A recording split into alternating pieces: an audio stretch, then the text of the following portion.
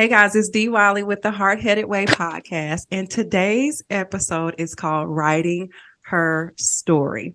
I have three people that are joining me on this conversation today, and the reason that I was intentional about this title is for two reasons. One, because they're all authors, and the second is I feel like we are all doing great things in our own professional lane, and so I want to talk about two parts of that: the writer in each of you, and then the leader and the Black woman, the African-American lady, and the things that we're doing, the other side of that coin. And so as we jump into this conversation, I'm going to uncover whose hearts and whose heads and whatever we're getting today as a part of this conversation. And so I want to go around. I have joining me today Jessica Yarbrough, Veronica Creer, and Latasha Woods. You guys have seen Latasha before.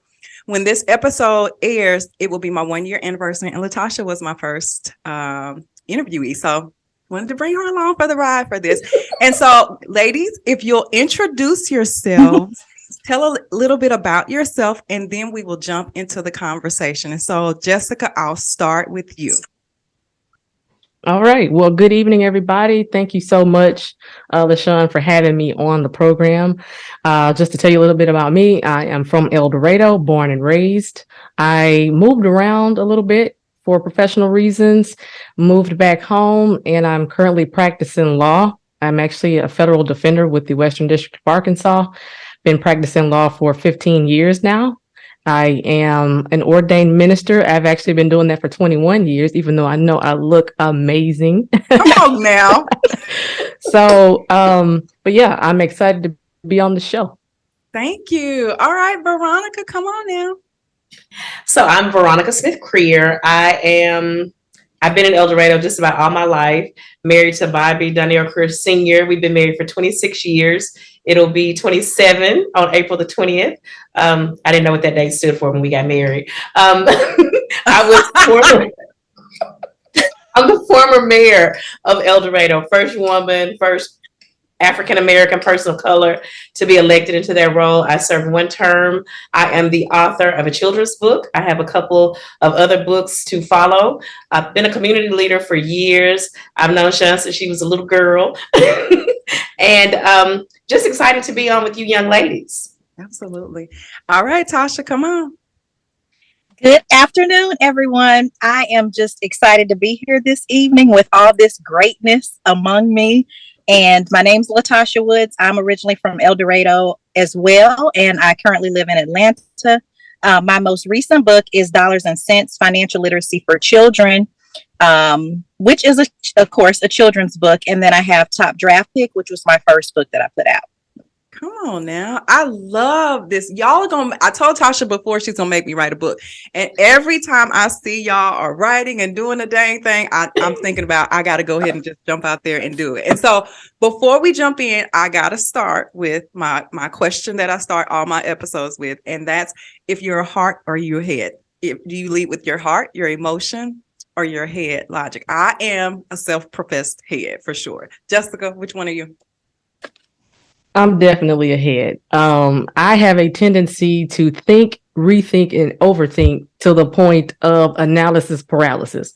So it can almost come off as if I'm being passive or a really bad procrastinator. But it's just that fact gathering, information gathering, assessing things. So yeah, head 100%. Girl, I can overthink the purchase of some tennis shoes. Like, Corey, like, buy the shoes. Like, what's the issue? And I'm like, I don't, am I going to wear them? Is that necessary? I get it 100%. Okay, Veronica, which one are you? I have to say it depends on the day. It depends on the situation. There have been times where I've led with my heart and logic was completely out the door. And then there have been times where I can say that my daughter used to tell me, you just think about stuff too much. You think too much. So it just kind of depends on the day, the situation. So I think I'm going to have to say I'm 50-50. And Tasha?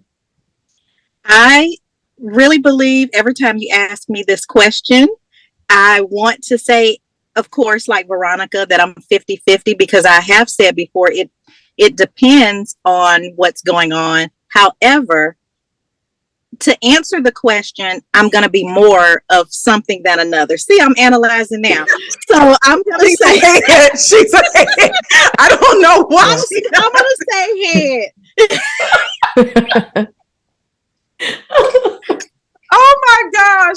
Okay, y'all. So thank you guys. Thank you. I can't say thank you enough for joining in this conversation with me. Again, one of the biggest things about starting this podcast and the things that I do behind the scenes is that I wanted to create conversation, create village opportunities for women that are younger than us, that are looking into doing things like writing books, being a lawyer, all the things. And I want to be able to let them know that it's right in their community and we just don't know it a lot of times. And so I appreciate you guys. And so I want to jump in and talk about your books. And so I'm interested. What made you put pen to paper? Like, what made you guys to decide to sit down and write a book, Jessica?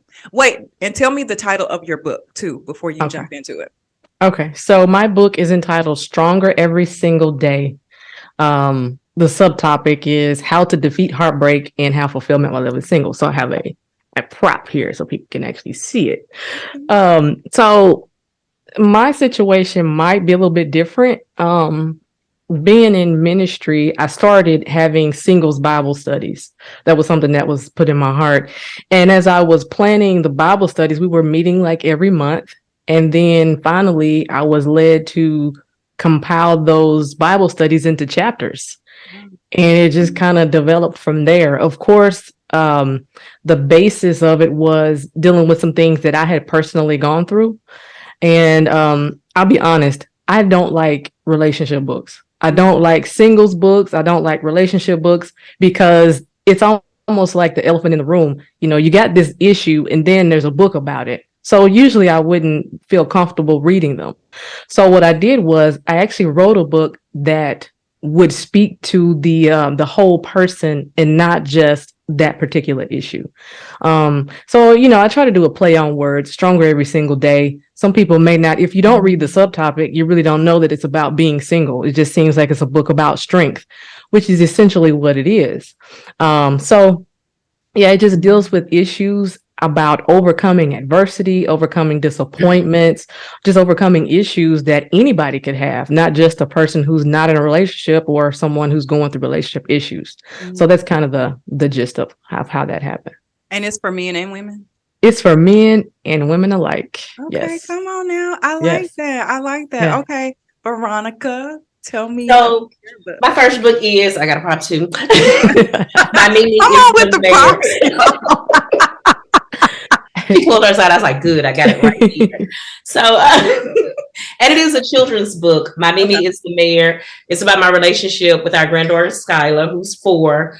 And just kind of came about with this particular book because I've been, Sean, kind of like you saying for years, I was going to write a book. I've had a book in mind that I was going to write. And this one I just thank God. Let me just say that because I do believe that things are orchestrated by him and we can choose to walk in it or not.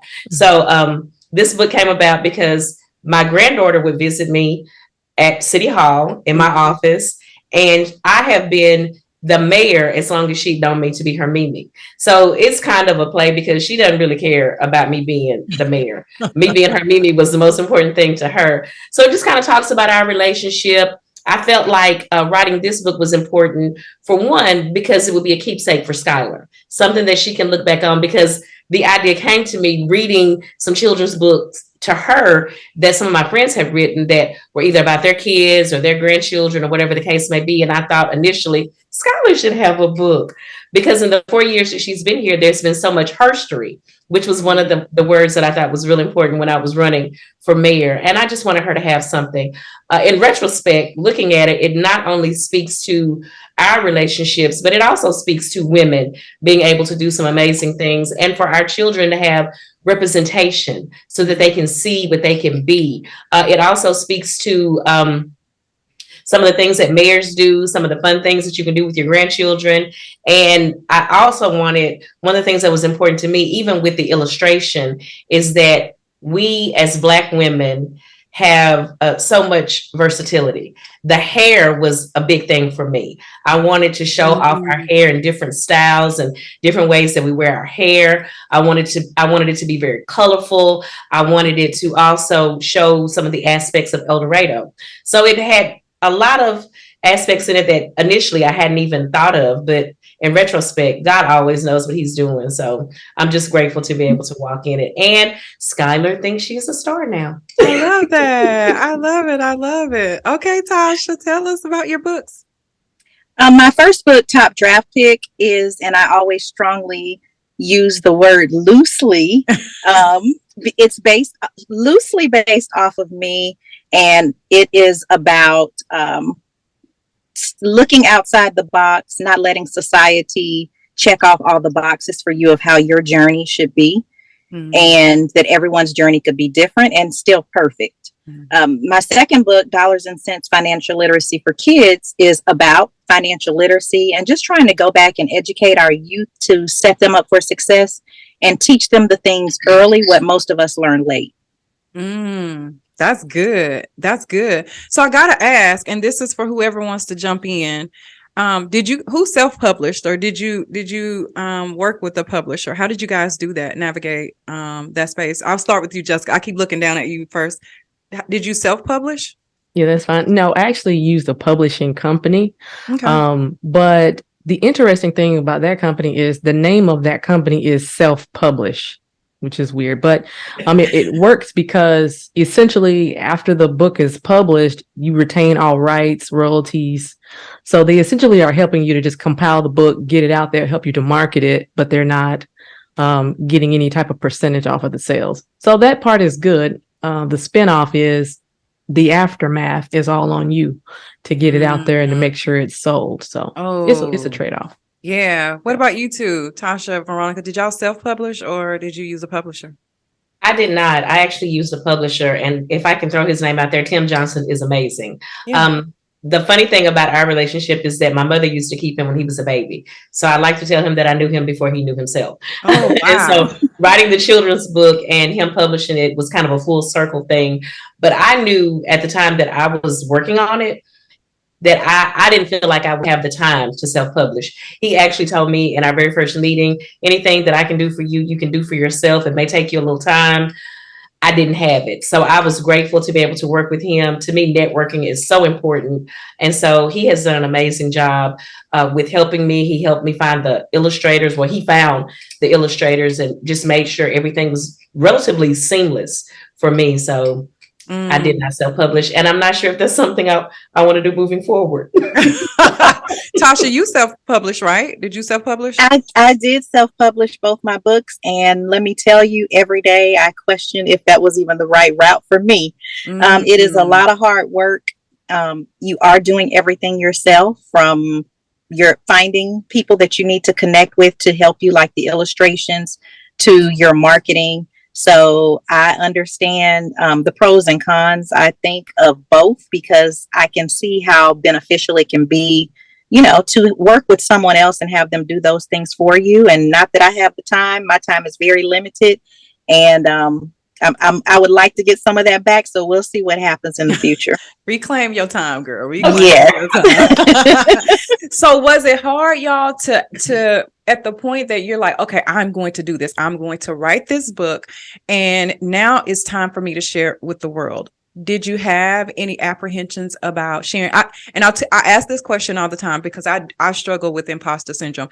Every time I get ready to upload an episode, I like close my eyes and I'm hitting like upload, like go ahead and upload. I don't want to look at it. And so did you guys struggle with actually sharing out or the judgment, if you will, that comes with people reading your words, your thoughts, Jessica? Yeah, for sure. I mean, for one, you're thinking it's a million books already out there. Why would I write another one? I mean, is anybody really going to buy this? It's just you have all those self-sabotaging thoughts going on in your head. So yeah, that was a struggle of mine, but I knew I had to do it. It was like, if I don't do it, I'm not going to be at peace with myself. Yeah. So like you said, you just have to close your eyes and do it. Yeah. Yep. And hands down, let's just get it done. Veronica, did you and especially so I'm curious, especially when you write for children, how that works, because usually you gotta still reach the adults, right? That Yes. that have to buy the books. Yeah, because for they the had the children. money. Yeah, absolutely. Absolutely. And so were you guys concerned? Were you struggling? Were you scared? Like, what were your thoughts when it came time to share that you had actually written a book? So I'm just going to be really honest about this particular book. Really no fear. And initially, I guess it's because I wasn't really thinking about how other people would feel about it. It just became an urgency, and it was something that I felt like needed to be done. I didn't want Skylar to be the only one to have it, of course. So I won't say that I struggled with doing it. Even after it was finished, I was just really excited about it. It was like a baby. And mine is different because it's a children's book.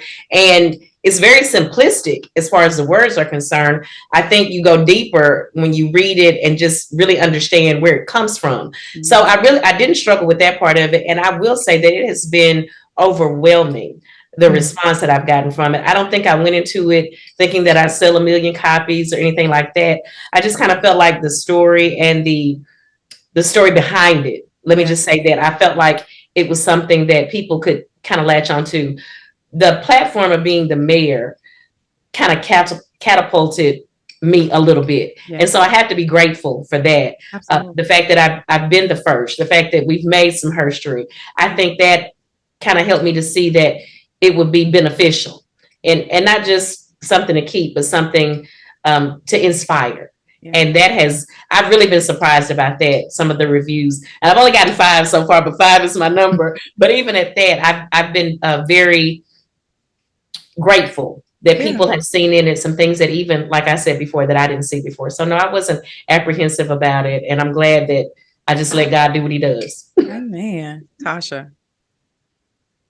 I was so wrapped up into what they were saying. What was the question? Please. That's a little hard in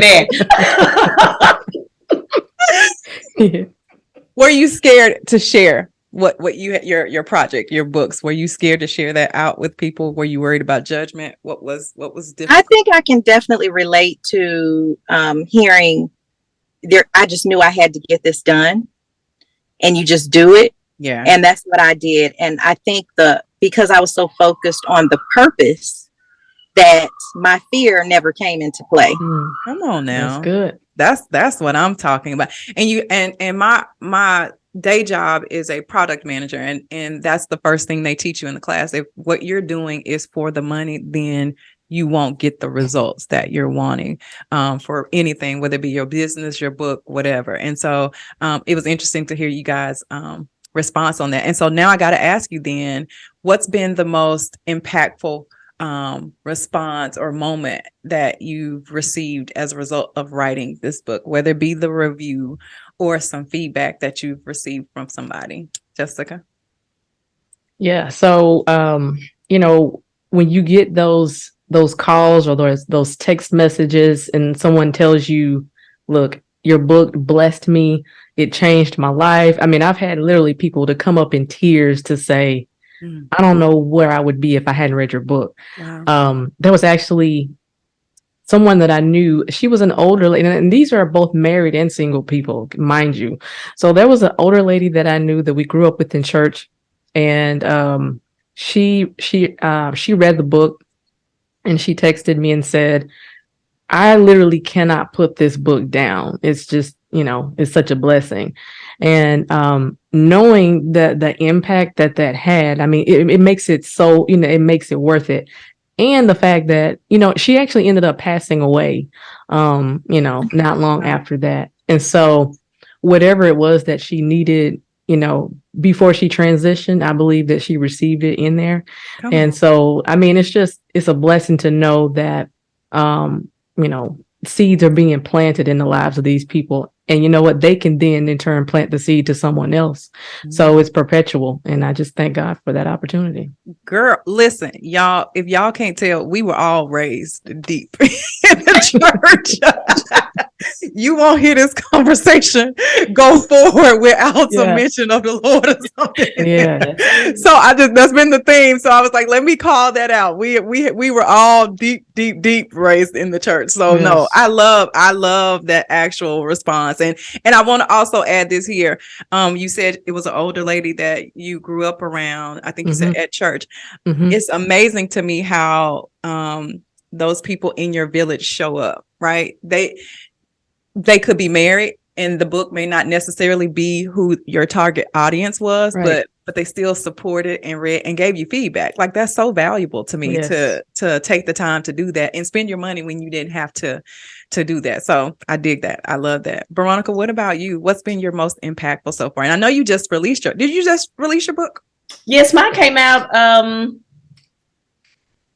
think it was released on December the 18th, but just officially right in the new year that people can actually get it and fully edit it and all of that. So very new, very new. I didn't want to follow Jessica because hers almost made me cry. I didn't want to follow her. No. So I have had a lot of responses. One of the reviews that a gentleman left for me, he is in education, and he talked about the importance of books like mine and the representation and all of that. Some people have said what an inspiration it's been, and it's a children's book, so that really blesses my heart.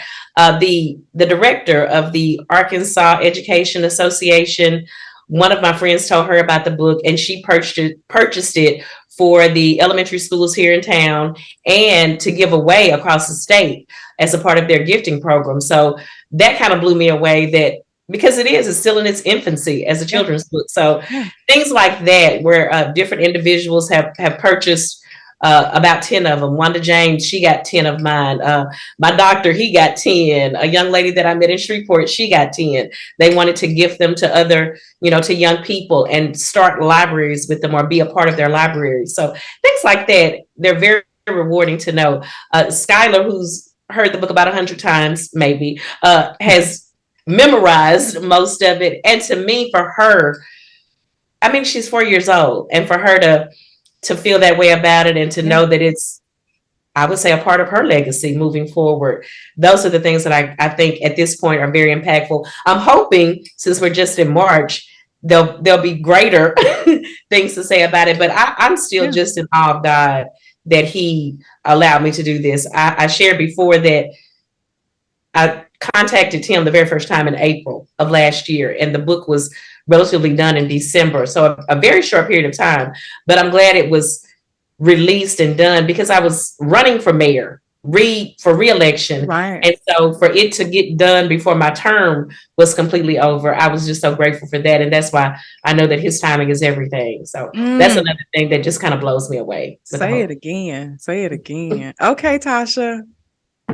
I'm going to say I want to shout out Wanda James as well, because she actually purchased books from several of us African-American authors from El Dorado to give out to children in the community these last couple of weeks. So I was one of those authors that she did that for as well. So she deserves a shout out. Yes.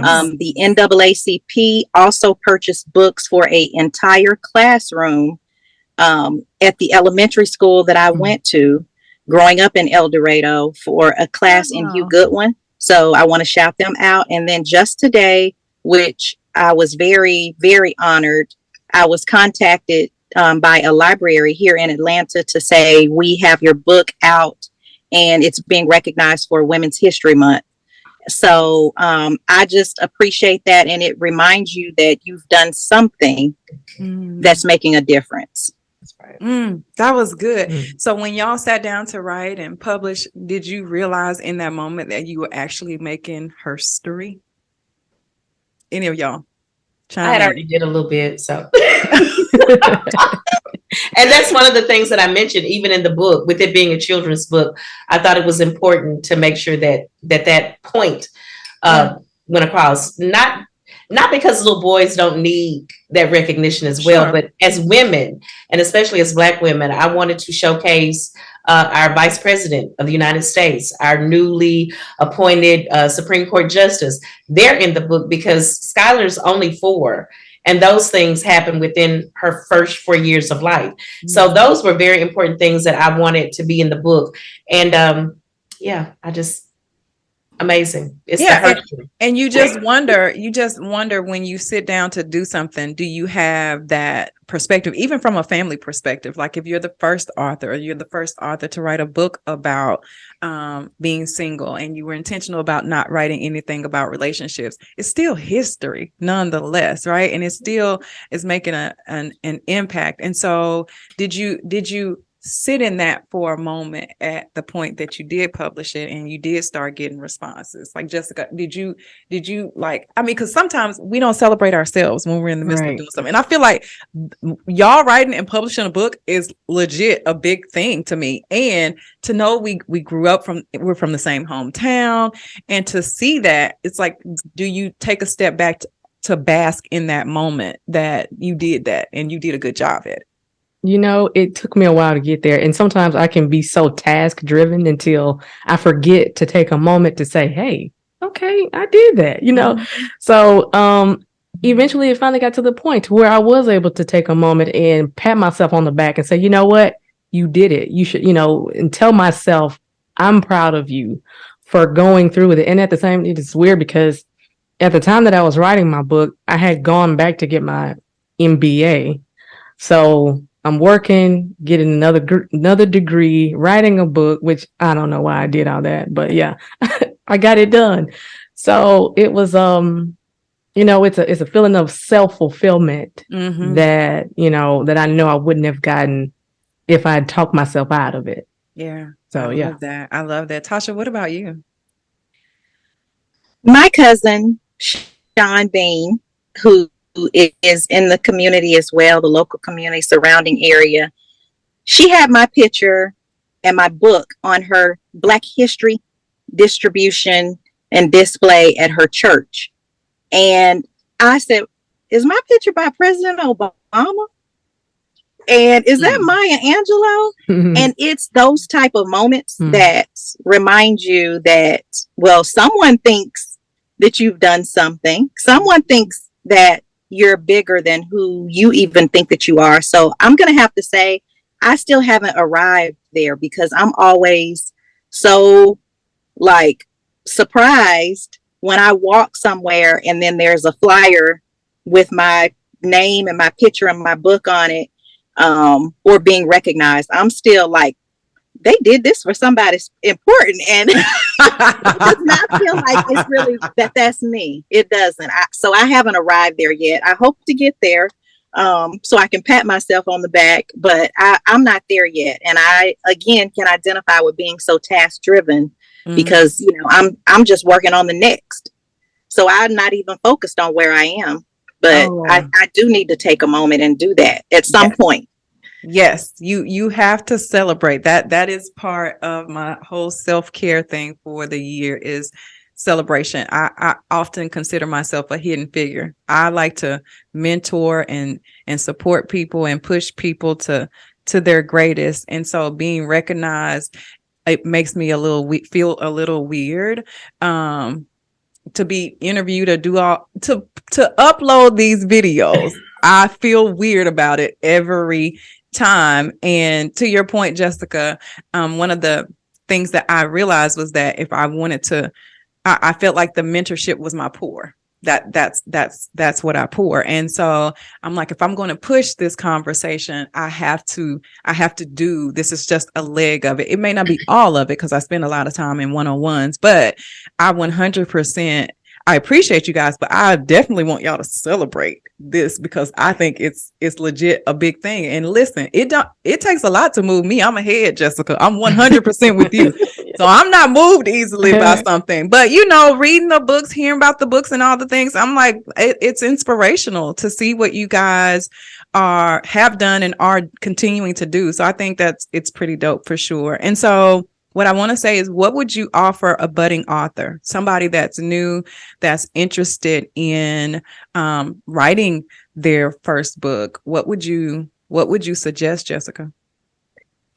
Well, one of the things that I would suggest to somebody who is a budding author is to be careful of what they're reading while they're writing their own book.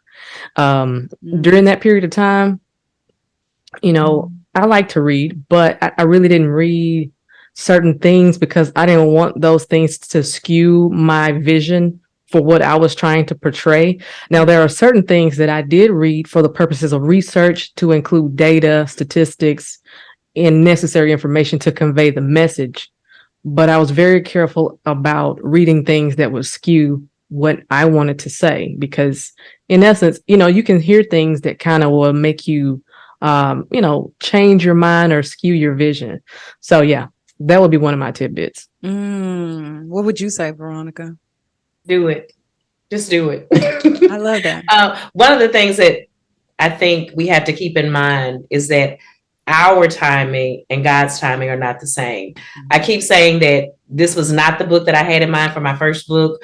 As a matter of fact, I'm still working on what I thought was going to be my first book, but do it.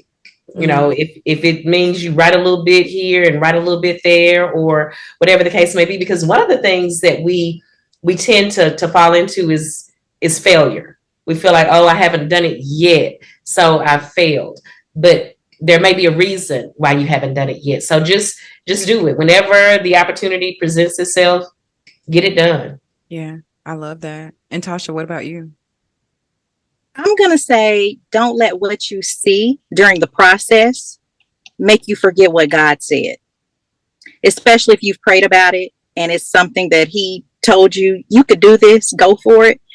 You're going to make a mistake. Okay, don't get discouraged. You don't stop. You learn from it. And you try not to make that same mistake again.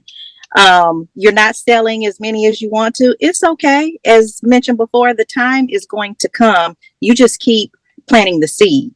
So just continue to look forward, not at what's in front of you. Come on now. I love that. I love that. All right, y'all. So I got to switch tracks for a little while, for a few minutes, if you will. And I know that in your professional lanes, as African-American women, it is my belief that a lot of times we already have a brand on our back when we walk into a room. And in talking to a mentee recently, she asked that question. She was like, how do you do it? And it's a question I want to ask everybody I come in contact with. How do you manage that narrative when you walk in the room that we ain't the angry Black woman, that we are qualified for the role, and we deserve the same opportunity to come in and make change, shape change, and be a difference in whatever it is that we're working in. And so I'll start with you, Jessica. What would you say? Yeah. So for me, being in the legal field, a lot of times, of course, I've been the only woman, in a room full of lawyers, the only Black person and the only Black woman. So, a lot of times I would find where I would be the one making other people feel comfortable, just being myself, but at the same time, letting people know it's okay to communicate with me. It's okay that we can talk and have some commonality.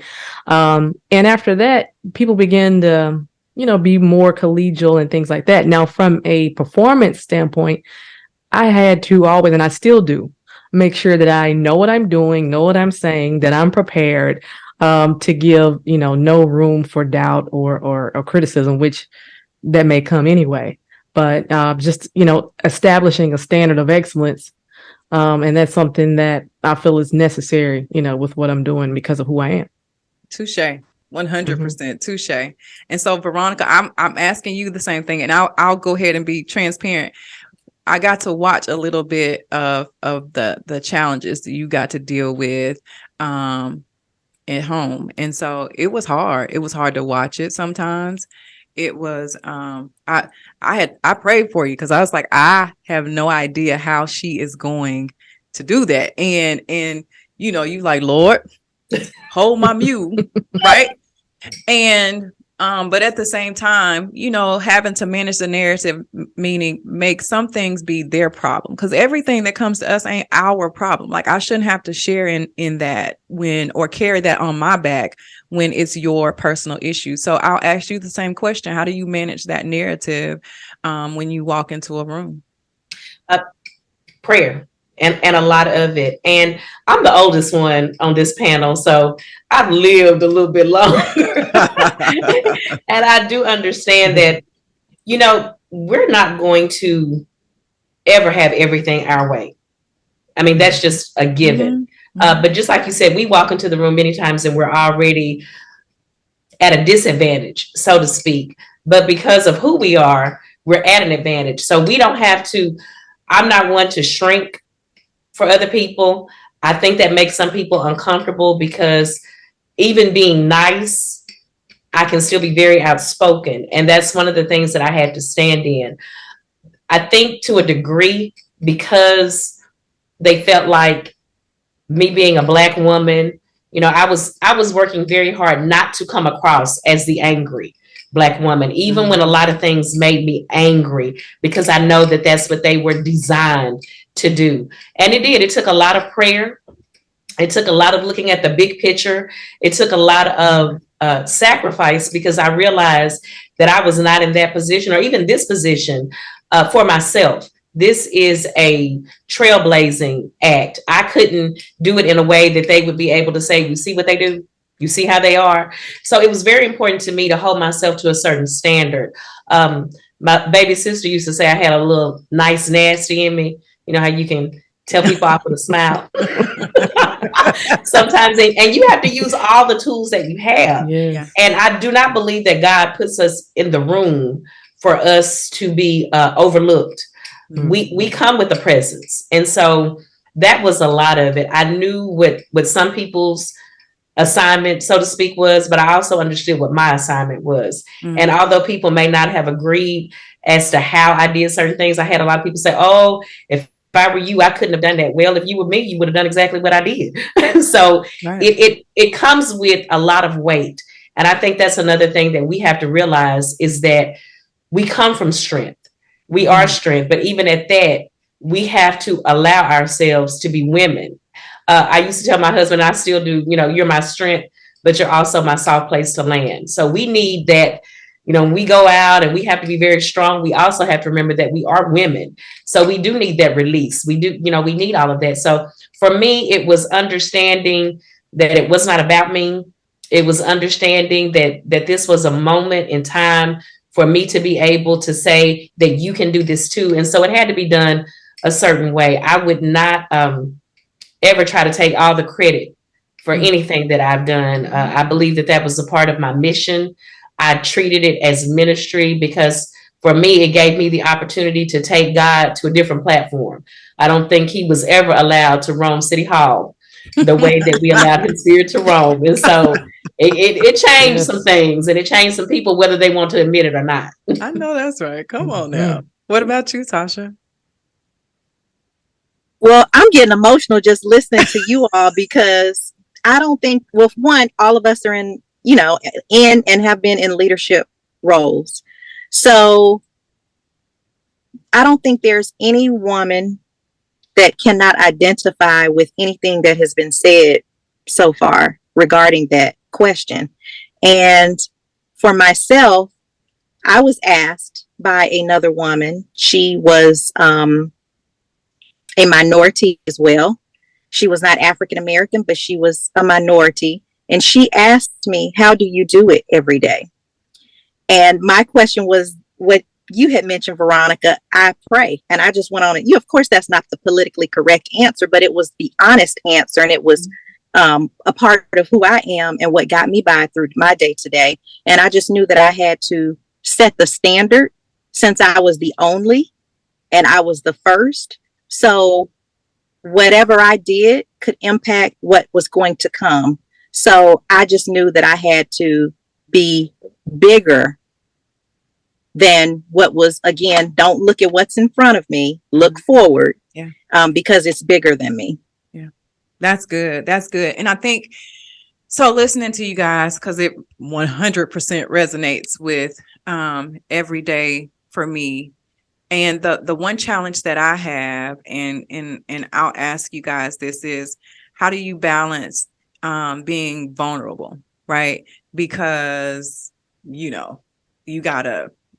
can't, as my uncle used to say, he said, you can't show all the cards all the time. You need to figure out how to pull it together and come back. And that's challenging on most days, because you see things and they're not always right, especially for you. Just gotta be curious from a legal aspect, how that works for you, seeing things and you like, you know what, that wasn't quite right. And so being able to see that, ingest that, and then still come back with your game face on, how do y'all balance that? Because from a mental standpoint, that's heavy. That is a heavy burden to carry, being able to see, racial issues, racial wrongs rather, and trying to respond in a respectable manner, but still maintain your own sanity. So how do you balance that vulnerability? Because that's where that resides for me. That's a vulnerable space for me. How do you manage that? That's a great question. Like everyone has said so far, definitely with prayer. That's a daily thing. But then, when you get into seeing how and looking at the statistics and seeing in my profession how, Black men are more likely to be approached by police and more likely to be arrested and given longer sentences and, things of that nature, it almost like, as the phrase goes, it stirs a righteous indignation in me.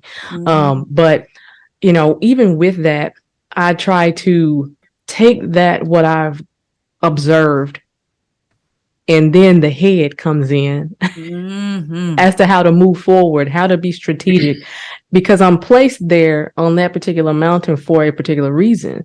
So since I'm there, it's my responsibility to ensure that, that justice is served, that prejudices are set aside, and advocate on the behalf of those that are disenfranchised. So, I mean, it can be easy. It can be very taxing at times, but when I remember why I'm there, like Veronica said, when I remember why I'm there and who sent me there, it helps me to maintain that balance, even on the days and, when I'm ready to just, Yeah.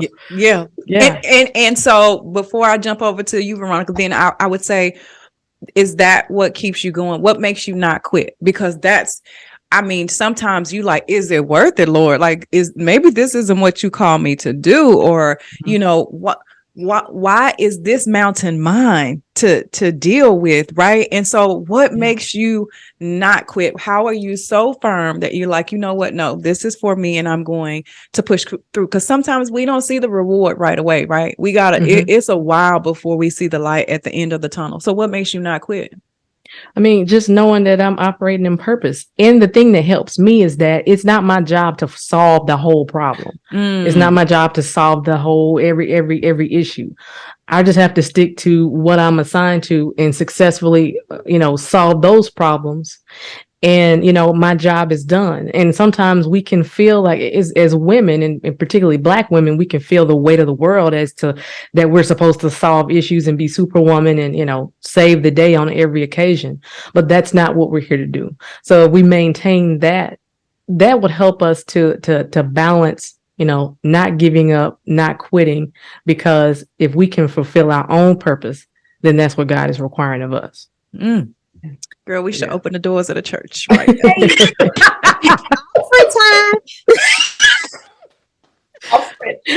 Yeah, I'm sorry, y'all. It just comes out. No. This is beautiful. This is nice. And so, Veronica, I'll ask you specifically, what made you run again? Because they gave you hell. They did. And I have to be very honest, I struggled with that. I kept asking God, for real? For real, we need to do this again. And it goes back to what Jessica said. You have to understand what your mission, what your purpose is. And I tell people the very first time I ran that I knew there was a win in it. Was not sure until election night, before they made the announcement that I had won. God just spoke to my spirit that I was going to win. He spoke to my spirit even about this last particular race, but there was a purpose in me running for reelection, and I'm so grateful that I have enough of a relationship with him to be able to do what he says, even, and we just have to be honest, we don't always want to do it, because they did. And sometimes it's hard to even say who the they were, because a lot of the they look like me. So come on now. So that's right. So I struggle with that, but I'm so grateful because I do believe in the running for re-election. There were some eyes that were open to some things that they closed them to initially. And for me to run and seem unsuccessful because I didn't win the position, that gives me another testimony for people to see that the win doesn't always look the way that we expect for it to look. It was a tremendous win in it for me because it gave me the opportunity to step into something else. One of the things that I use the term very loosely, hated about being the mayor was the censorship. You know, you have to be careful about what you say and where you say it. And that was something that unnerved me sometimes. So I'm grateful to be able to say what I want to say, how I want to say it, when I want to say it, to who I want to say it to, at this point. And I feel like God put me in that position to see the things that I saw, to know the things that I found out, to go further with it. And so I'm grateful for that. I've shared many times, you know, even talking about me running for re-election, is that I won't say just as women, I think as people, we want to do the planting. We want to do the watering. We want to do the harvest. We want to see it grow. We want to do all of those things, but it's not for us to do everything. I was there to plant some things. I was there to water some things. I was there to see some things grow, but all of that was not my responsibility. So I think knowing that and understanding what my purpose was to be, it gave me the wherewithal to know that, you finish this, go on to the next thing, because with anything to start, you have to end something. So that was my part to play in that term. If God says to run again for something else, I'll do that too. But I'm just grateful to have had the opportunity to watch him do what he does, because that was a tremendous faith walk. I will say this, with any type of leadership, being in any position of what is presumed to be power, you have to have a release, whether it's somebody that you can vent to, whether it's somebody that you can talk to that will just listen, because we are human. We are human. And I'm grateful that God puts people in positions just like this particular panel of women that understand what you're going through. May not be in the very same position, but they understand, and you have that release. There were some things that when I got home, I would not talk to my husband about. There were some experiences that I did not share with him, not because he and I, don't see eye to eye or anything like that. It's because the things that I made it through and I got through and I was done with, had I shared them with him, he'd still be mad. So you have to know who you can discuss certain things with. And again, I'm grateful to God for putting people in positions to just hear you vent sometimes, or just say, girl, keep doing what you're doing. Or, like some of you have shared, I'm praying for you. So you need that along the way, because we're human and we're prayerful. And even in our prayers, God sends people to help us be able to make it. Yes, he does. Yes, he does. So Tasha, I'll ask you, and I want to go back to something you told me last year, how you had trained someone and they ended up receiving the award or recognition for the very thing, or the very role or deliverable or something that you thought you very well could have very much qualified for or won. So what made you keep going? Well, I'm shocked that you even remember that, but since you do, I just want to say it was like Employee of the Year. Okay. And an African American nor a woman had ever won. And it wasn't that I could have, it's I should have. Mm-hmm. That was mine. Yeah. All the statistics showed it. There was no doubt. Yet they gave it to someone that did not even line up to where I was, who was a male and who I had trained. And what made me keep going was, although I knew that that should have been mine, sometimes winning comes in the form of losing. Because had I won that, it wouldn't have pushed me to do other things. Because when I lost, I started moving in another direction. I didn't stop. I just moved in another direction. And I didn't stay there. But had I won, God wouldn't have allowed me probably to be able to do those things. So I had to understand that I was still, I didn't understand it then, but I understood later, even where I am today, I'm still victorious, just in a different way. Smokey Norfolk said he wins even when the score says he loses. I love it. Yes. I absolutely love it. So I'll ask you this. What does your village look like, Jessica? Wow. A village is so important. So, of course, my family, we're, very close. I thank God for my family. I have friends, and my closest friends are just scattered about. So, I stay on the phone a lot. So I'm single. I'm not married. So I don't have to come home and, I have married friends. When they get home, all right, girl, I'll talk to you later. My husband coming in. So, hey, and I understand that. But, I have a small group of people that I really lean on, it's not about the quantity, but it's about the quality. Yeah. And when I tell you, there have been some times when, without the people that have been in my corner, I just don't know. I mean, you, like Veronica said, you got to have that outlet. You got to have people that you can be transparent around. Yes. I mean, even though I am a minister, I have people in my corner that, look, this ain't minister talking. This is Jessica. This is, I'm gonna let my hair down. We just need to have a talk, and no judgment and none of that. And so, it's extremely important to be able to just be transparent and, and just say what you got to say at times. Yeah, I love that. Veronica, what does your village look like? Well, of course, my husband, my daughter, my siblings, other family members, and I've been blessed with some wonderful friends of all ages. I keep on looking at y'all's little young faces of all ages, and it's just, very diverse looking village. And I think it's very important that we understand the village, because sometimes we can internalize things and try to deal with things on our own. And I think it's very important to understand that God put those people in place for us to be able to have some people to lean on. Sometimes we are in those positions, like Jessica said, you have to take that hat off sometimes and just be who you are. You need people that you can. And when we talk about being transparent, we have to trust people and that transparency. And so that's a part of it. Even people in your village, you have to be very careful of who you can be transparent with, because there are people in positions to do different things.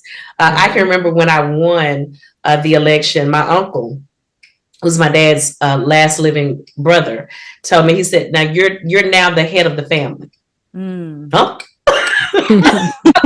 No, that's not the way that works. So we have to understand, even with the village, that we can't let other people define who we are. So it's just very important, even when we look at our village, to understand the roles that everyone has. But yeah, my village is very diverse. I love that. Tasha, what does your village look like? My village is diverse as well. And I'm going to say God is strategic about how he does things, how he lines people up, who he puts in your path. So every day, my village continues to grow. Sometimes it's people you never even expect to be someone that is that important, that can help you propel to the next level, or help you, whether that's spiritually, whether that's mentally, whether that's in business. But because he's strategic and you're trusting him, your village, you can just add on to that. And you have to be open and flexible to receive those special gems. I love that. So I got to ask y'all a very hard question, since y'all didn't read the questions. If you had to give a title, since you guys are all authors, if you had to give a title to a book about your life, what would it be? Jessica. Okay. So I actually did read that question. Mhm.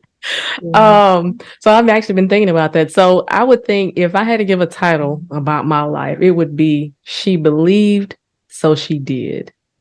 Come on. And the now. reason why is just because, y'all, everything that God has allowed me to do and to experience has been based on faith.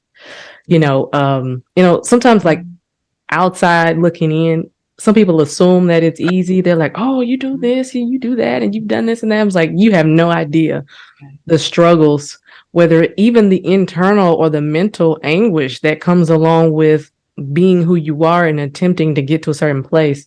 So yeah, definitely faith, believing and doing it. The saying goes, do it afraid, just believing and doing it. I love that. Veronica, what's yours? And I did read the question. I was hoping it was going to stump somebody. And so I thought about it, like, what would I? So mine is, and it's kind of a play on words for me, no matter the weather, there's always sunshine. Mhm. SON, SHINE. And it's because no matter what you go through, I like the phrase that, God always reigns, the sun, SON, always shines. So no matter the weather, there's always sunshine. We have to know that no matter what you have to go through, God is always there. He's always lighting that path. He's always making sure we get to where we need to be. So we don't have to be afraid of the rain and the cold or even the heat. He's always there leading and guiding and lighting the way. So I've seen that in my life. I like that. Yeah. Tasha, what about yours? And that's why they called her Mayor Sunshine. And we trademarked that. What's yours, T? Say mine would be Imperfectly Perfect.